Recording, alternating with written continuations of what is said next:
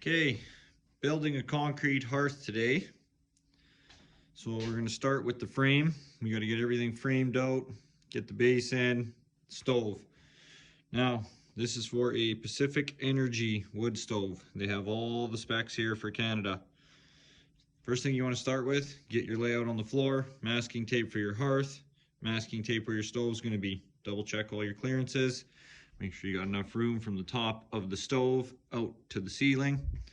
In my particular case, I had a baseboard heater here that needed to be disconnected. Now, when we go to run this framing in with the 2x6, I'll actually put an electrical box on there, run these wires into the electrical box. These are not live, by the way. Run these into the box, then we'll piggyback off that back into the heater, reinstall the heater, and that will still work as well. Okay, let's go get our frame pieces. Start with your outsides, go from there. All right, so got the outside frame cut. Now this one I cut at 60 inches and this one I cut at 58.5. The reason being is you're gonna have your 1.5 inch gap here, so don't forget about that. This one I drilled a hole in it for the electrical, and that's gonna pop through into the other piece where the electrical box is installed. Doesn't have to be nice, it's all getting covered in brick. So that's gonna come through there. We'll have the gang box, run our wires from there. Okay, so we got our sides on now. Got the electrical in the box. It's good to go. Take your front measurement, end to end. That's gonna be a 45-degree cut. Obviously, this is square, that's square, 90. Trigonometry, you'll figure it out. Make your cut, get that piece in.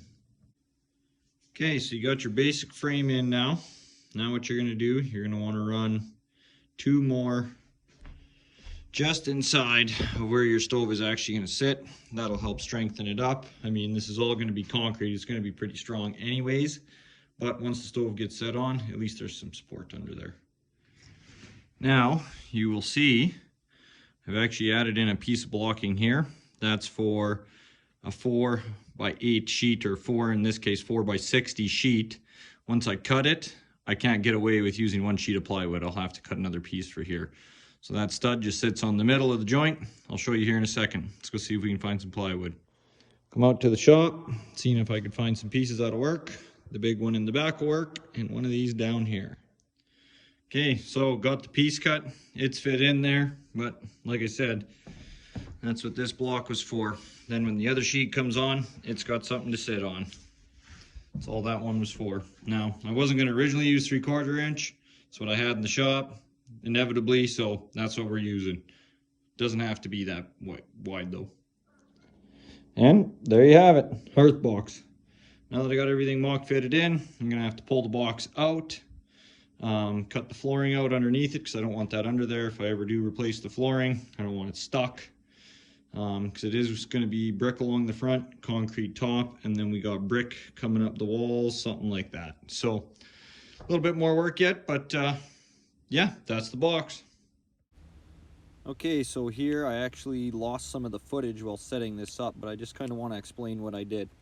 So along the outside edge, I took some 2x6. I ripped it down to 2.5 inches.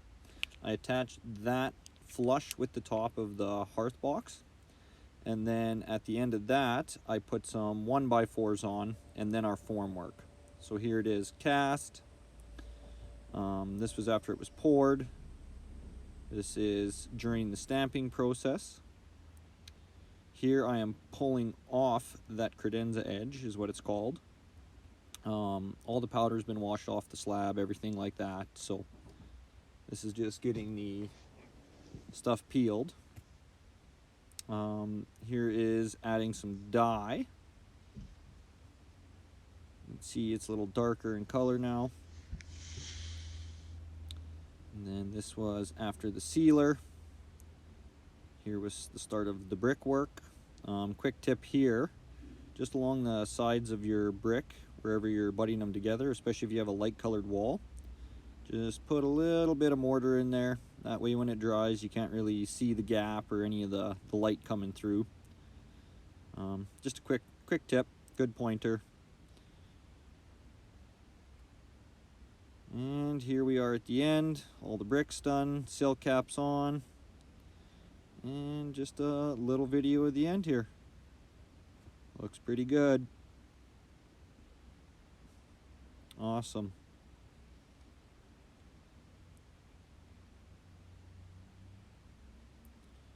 Well, at the end of the day, I hope this helps some of you guys, maybe give you some ideas, some inspiration. Till the next time.